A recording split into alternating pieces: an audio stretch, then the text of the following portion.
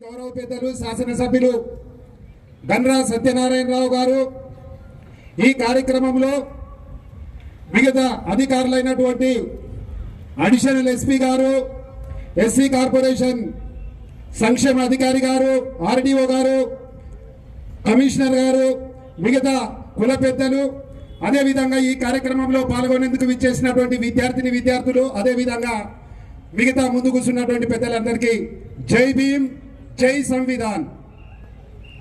జై భీమ్, జై సంవిధాన్. ఒకసారి గట్టిగా అనాలి, జై భీమ్, జై సంవిధాన్, జై బాబు. ఈ మూడు పేర్లు ఎందుకు తీసుకున్నానంటే ఈ శుభ సందర్భంగా నేనీడ గౌరవ పెద్దలు శాసనసభ్యులు ఆదేశించారు, ఎంత తక్కువ సమయం తీసుకుంటే అంత మంచిది మధు, దయచేసి షార్ట్గా అర్థమయ్యేటువంటి అంశాలను చెప్పమని ఆదేశాలు జారీ చేశారు. కనుక నేను అనుకున్న దాన్ని చాలా ప్రిస్క్రైబ్ చేసి, చాలా తక్కువ చేసి, సూక్ష్మంలోనే అన్ని అంశాలు వచ్చే ప్రయత్నం చేస్తా. ఈ సందర్భంగా మనము గుర్తు చేసుకోవాల్సినటువంటి అంశాలు మిగతా పెద్దలు చెబుతారు.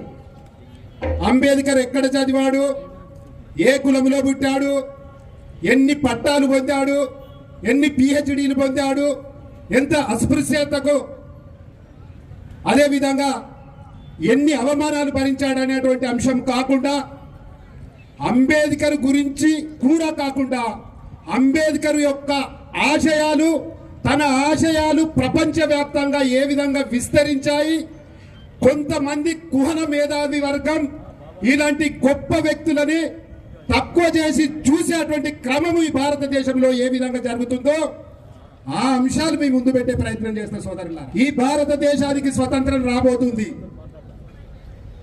బ్రిటిష్ కబంధ హస్తాల నుంచే ఈ భారతదేశం స్వేచ్ఛా వాయువులు పీల్చుకునేటువంటి సమయం అది. 1932 రెండో రౌండ్ టేబుల్ సమావేశం లండన్ లో జరిగేటువంటి క్రమం. భారతదేశ ప్రతినిధులుగా బ్రిటిష్ పరిపాలకులు మీ భారతదేశానికి ఏమి కావాలో చెప్పడానికి రమ్మని ఆహ్వానించినటువంటి సందర్భం. ఎందుకంటే ఈ భారతదేశం ఇవ్వక తప్పదని 1930లోనే బ్రిటిష్ ప్రభుత్వం ఒక కాంక్లూజన్కి వచ్చింది. అప్పుడు భారతదేశ ప్రతినిధులుగా బాబాసాహెబ్ అంబేద్కర్ అక్కడికి హాజరయ్యారటువంటి అంశము. ఆనాడు అంబేద్కర్ని బ్రిటిష్ పరిపాలకులు నీకు అవసరమంటే దళితిస్తాన్ ఇస్తామనేటువంటి ఆశ చూపి ఈ భారతదేశాన్ని కొన్ని ముక్కలుగా చేయాలనేటువంటి, ఒక విడదీసి పరిపాలించు అనేటువంటి ప్రతిపాదనలు కూడా అంబేద్కర్ ముందట పెడితే తృణప్రాయంగా ఈ భారతదేశానికే కాదు పంజాబ్ కేంద్రంగా ఒక దళితిస్తాన్ని చేస్తాననేటువంటి ప్రతిపాదన ఉన్న తృణప్రాయంగా ఒక ఎంటికలాగా పక్కన పెట్టి నేను భారతీయుణ్ణి, భారతదేశ సమగ్రత, సమైక్యత, భారతదేశ పౌరుల హక్కులే నాకు ముఖ్యమని చెప్పేసి అనేకమైనటువంటి ప్రతిపాదనలు పెడితే బ్రిటిష్ పరిపాలకుల తలకాయ నుంచి కింది వరకు చెవిటలు కక్కేటువంటి ప్రతిపాదన పెట్టిండు. ఈ ప్రతిపాదన భారతీయుల నుంచి ఎవరు కూడా బ్రిటిష్ వాళ్ళని అడిగినటువంటి సందర్భం లేదు. వీళ్ళు విడిపోవడానికి, ఇతని చేత విడగొడదామంటే విడిపోయేటువంటి పరిస్థితుల్లో లేరు అనేటువంటి సత్యాన్ని గ్రహించినటువంటి బ్రిటిష్ పరిపాలకులు ఏమి కావాలో అని అడిగారు. అప్పుడు తన స్వప్రయోజనాలను ఎప్పుడూ ఆశించలే. మొట్టమొదటిసారి అదే విధంగా ఓ కుహన మేధావి వర్గం అంబేద్కర్ మీద ఇతడు ఒక్క కులం వాడే, ఒక కులానికి మాత్రమే ప్రతినిధి అనేటువంటి అంశాన్ని కూడా ఈ భారతదేశ ప్రజలకు చొప్పించేటువంటి ఒక కుహన మేధావి వర్గం స్వతంత్రం వచ్చినప్పటి నుంచి నిన్నగాక మొన్న పార్లమెంటులో కూడా ప్రస్తావించినటువంటి అంశాన్ని సందర్భంగా మీరు గుర్తు చేసుకోవాలా. అయితే ఆయన అడిగితే ఏమన్నాడంటే, మొదట నా జాతికి మాత్రమే కాదు స్త్రీకి సరైనటువంటి ప్రాతినిధ్యం కావాలని ప్రతిపాదన చేసినటువంటి మహోన్నతమైనటువంటి వ్యక్తి బాబాసాహెబ్ అంబేద్కర్. అక్కడి నుంచి మొదలైంది. స్వతంత్రం రాబోతా ఉంది. స్వతంత్ర భారతదేశంలో ప్రధానంగా 3 పాయలుగా ఉద్యమం జరగడం ప్రారంభమైంది. ఒకటి, మహాత్మా గాంధీ మెయిన్ స్ట్రీమ్ లో ఉండి స్వతంత్ర పోరాటంలో పాల్గొంటుంటే ఈ స్వతంత్ర భారతదేశానికి భారత పౌరులకు కావలసినటువంటి హక్కుల గురించి నిరంతరం ఆలోచన చేసినటువంటి మహోన్నతమైనటువంటి వ్యక్తి ఈనాడు మనం స్మరించుకుంటున్నటువంటి బాబాసాహెబ్ అంబేద్కర్.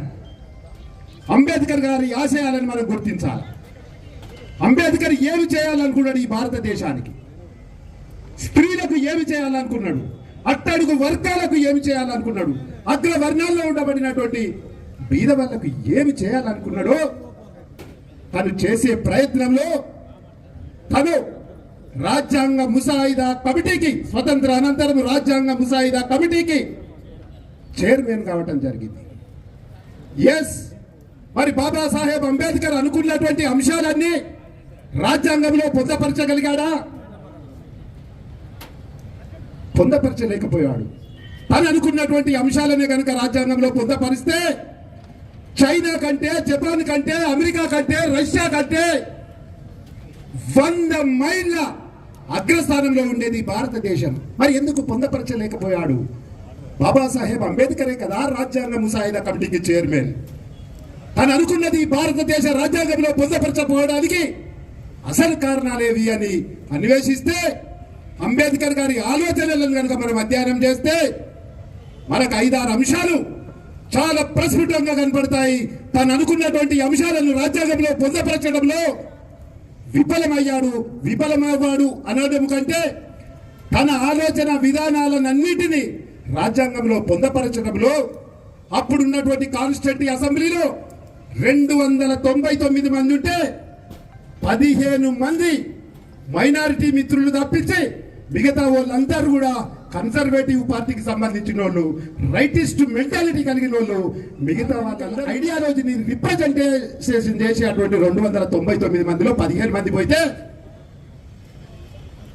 మెజారిటీ పీపుల్ అంతా కూడా అగ్రవర్ణాలు, కన్సర్వేటివ్ పార్టీకి సంబంధించిన వాళ్ళు.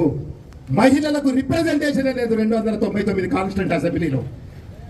ఏం చేయగలుగుతాడు?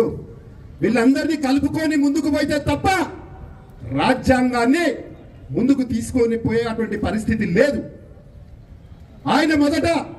ఆయన స్టేట్ సైన్డ్ మైనారిటీ అనేటువంటి తన రచనలలో భారతదేశం ఏ విధంగా ఉండాలి, భారతదేశ భౌగోళిక స్వరూపాన్ని ఏ విధంగా ఉండాలి, ఈ భారతదేశ ప్రతి పౌరునికి కూడా హక్కు రావాలంటే స్వతంత్రం బ్రిటిష్ వాళ్ళు ఇచ్చిపోతా ఉన్నారు. కేవలం అధికార మార్పిడేనా? సప్రెస్డ్ క్యాస్ట్ వాళ్ళ అణిచివేత తగ్గుతుందా అనే బాగా ఆలోచించినటువంటి ప్రపంచ మేధావి బాబాసాహెబ్ అంబేద్కర్. అలాంటి మేధావిని ఈరోజు ఈ భారతదేశంలో ఆయనని తక్కువ చేసి చూస్తున్నటువంటి క్రమంలో ప్రపంచ మేధావిగా చూస్తే వీళ్ళ చెంప చెల్లుమంటుంది.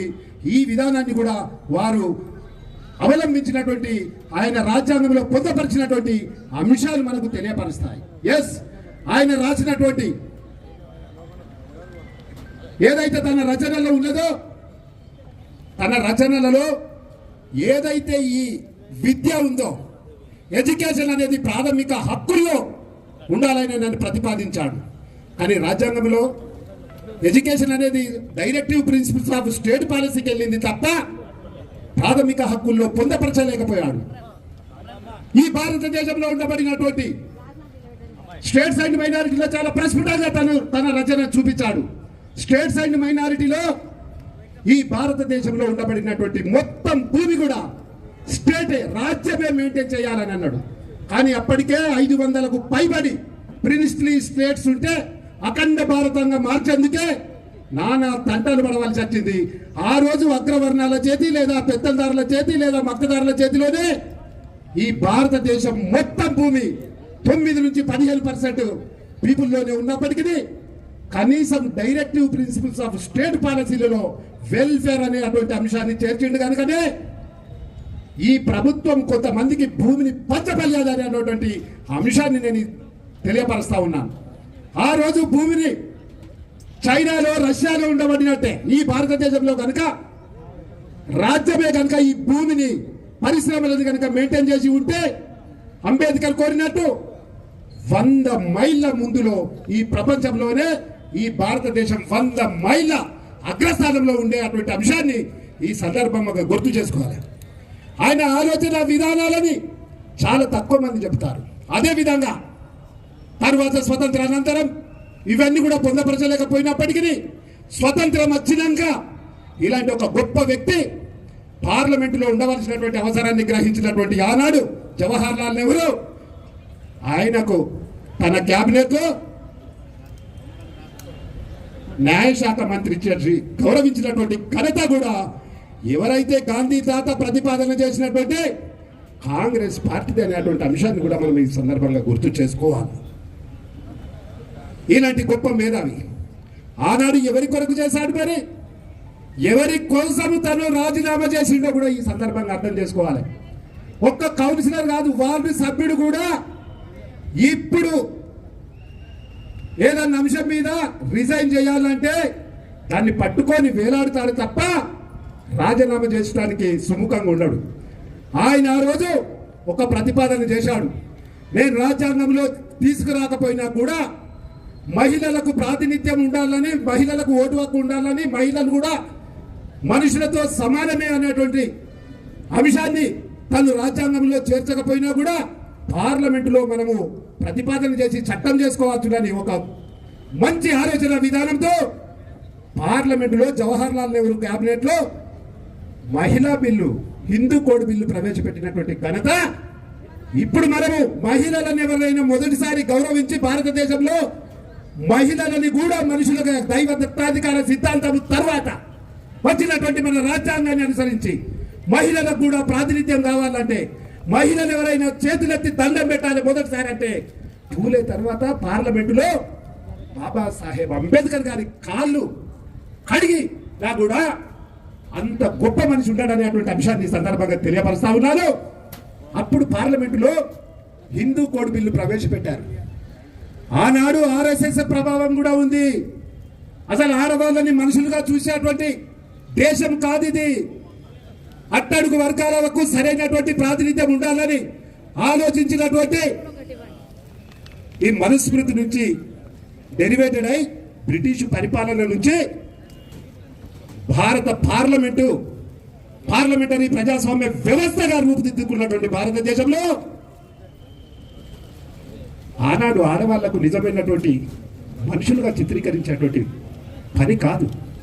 దళితులని, అట్టడుగు వర్గాల వారిని, ఎస్సీ ఎస్టీ బీసీ మైనారిటీ వర్గాల వారు ఈ దేశంలో పౌరులు కాదన్నట్టే చూసేటువంటి పరిస్థితుల నుంచే హిందూ కోడ్ బిల్లు పార్లమెంట్లో ప్రవేశపెడితే ఆనాడు రాజేంద్ర ప్రసాద్ రాష్ట్రపతిగా ఆ బిల్లు తిరిగి పంపబడ్డాయి. బాబాసాహెబ్ అంబేద్కర్ జవహర్ లాల్ నెహ్రూ ప్రధానమంత్రి గారి దగ్గరికి పోయారు.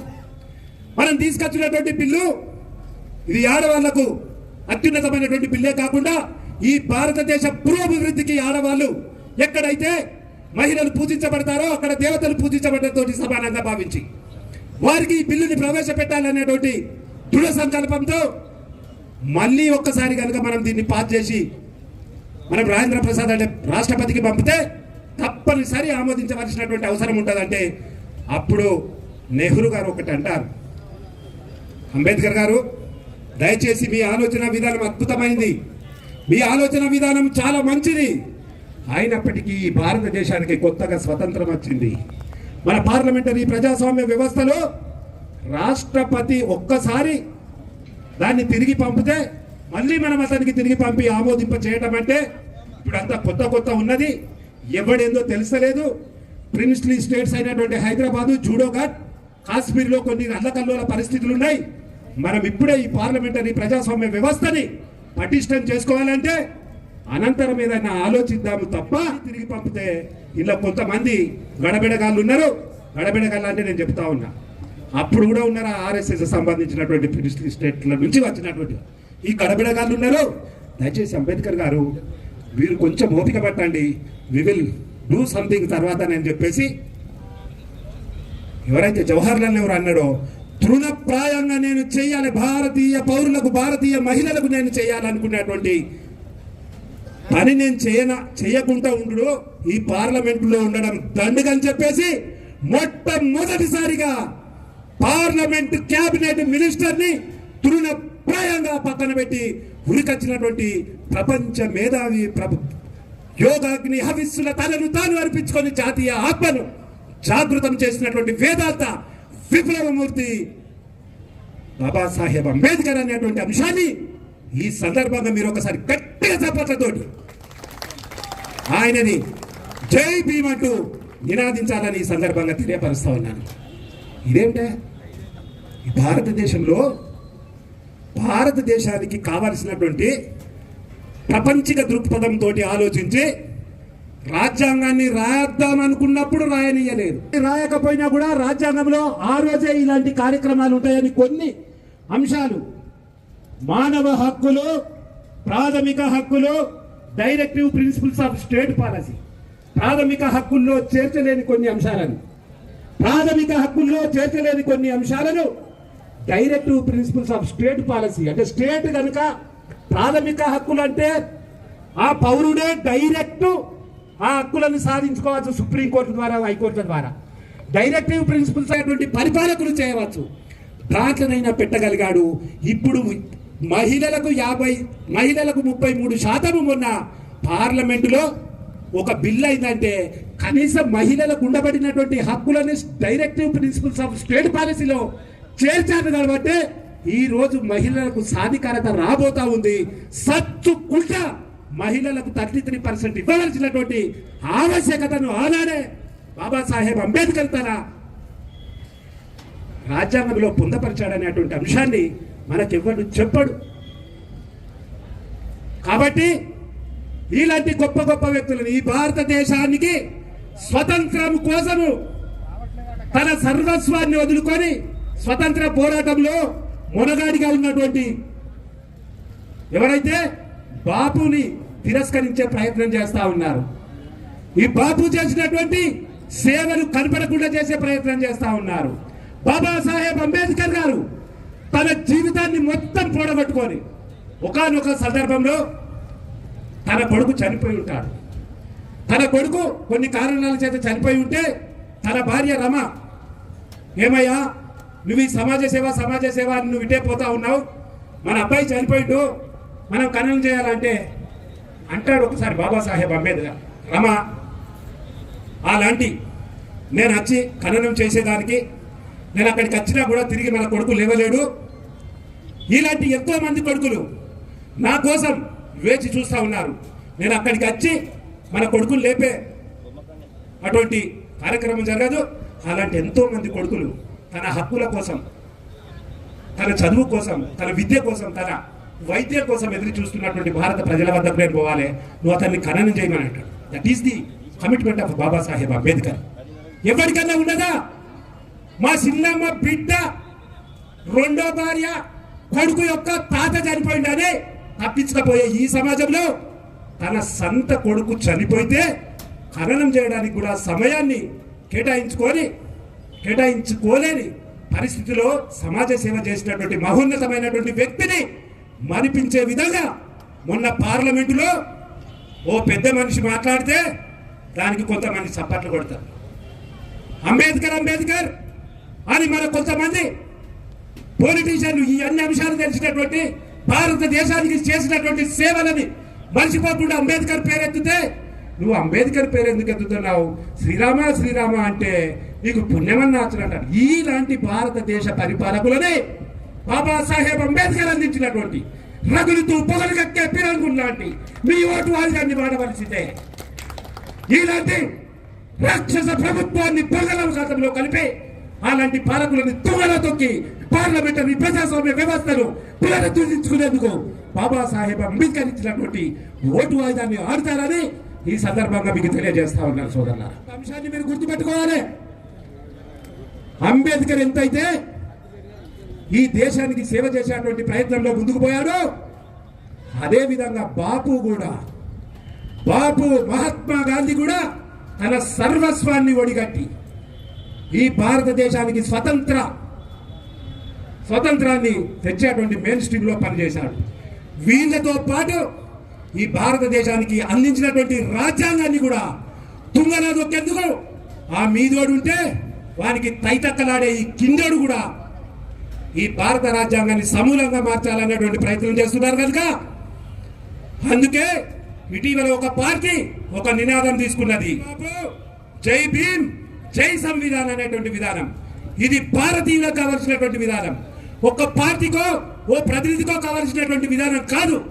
ఈ దేశానికి స్వతంత్రం తెచ్చినటువంటి మహోన్నతమైనటువంటి వ్యక్తి మహాత్మా గాంధీని మనం స్మరించుకోవాల్సినటువంటి అవసరం ఉంది. ఈ దేశానికి కావలసినటువంటి చట్ట రూపకల్పన చేసి ఈ దేశ ప్రజల యొక్క రూపుమాపి అత్యున్నతమైనటువంటి వైపుకు ప్రయాణింపజేసే గొప్ప కావ్యాన్ని గొప్ప రాజ్యాంగాన్ని అందించినటువంటి బాబాసాహెబ్ అంబేద్కర్ని మనం కొనియాడవలసినటువంటి పని ఉంది. అదేవిధంగా మనకు అంతో ఇంతో సచ్చుకుంటా ఇష్టం లేకపోయినా రాజ్యాంగాన్ని పాటించవలసినటువంటి అనివార్య పరిస్థితి తెచ్చినటువంటి ఈ రాజ్యాంగాన్ని బహుజనులంతా గౌరవించవలసినటువంటి అవసరం ఉంది కనుక జై బాబు జై భీమ్ జై సంవిధాన్. జై సంవిధాన్ అంటే జై రాజ్యాంగం అనేటువంటి కాన్సెప్ట్ ని ప్రతి వ్యక్తి మెదడులోకి తీసుకుపోవాల్సినటువంటి అవసరం గుర్తిస్తూ ఈ సందర్భంగా నాకు అంబేద్కర్ గారి యొక్క ఆలోచన విధానాలను ఈ వేదిక మీద నాకు ఇచ్చినటువంటి ఎస్సీ